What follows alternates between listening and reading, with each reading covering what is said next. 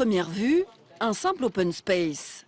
Mais dans cette filiale d'une banque danoise, on travaille assis ou debout grâce à un bureau conçu tout exprès.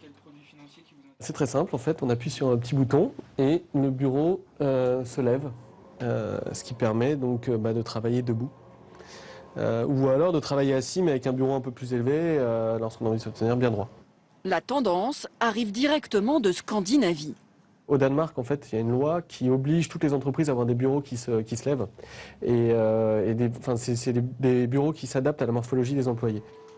Les salariés sont donc libres d'alterner entre les différentes hauteurs. Joyce et Marie Capucine utilisent cet équipement depuis plusieurs années et auraient du mal à s'en passer. J'ai moins mal de dos, les jambes aussi moins lourdes. Et l'autre bienfait, c'est un bienfait aussi au niveau du travail, puisque dès que je me mets debout, je suis plus dynamique, j'ai une autre posture et ça change la manière de travailler. Ça permet de marquer une rupture dans la journée, dans sa posture. On n'est pas assis toute la journée, on change et ça redonne une dynamique dans le travail, c'est plutôt agréable. Ne pas rester assis même au travail, voilà donc la meilleure manière de prendre soin de soi. Il faut dire que la sédentarité ferait plus de morts que la cigarette.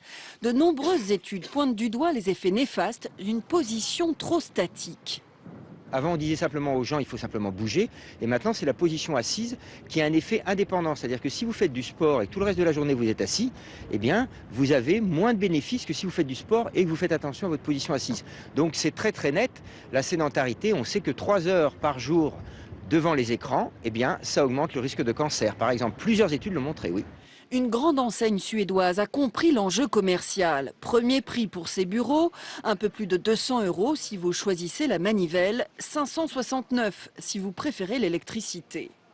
Nous espérons qu'avec les prix IKEA, on parvienne à le démocratiser et à le rendre accessible au plus grand nombre de salariés. Pour l'instant, ces modèles représentent 10% des ventes de bureaux de l'enseigne. C'est peu, surtout si l'on sait que rester 11 heures par jour assis augmente de 40% le risque de mort prématurée.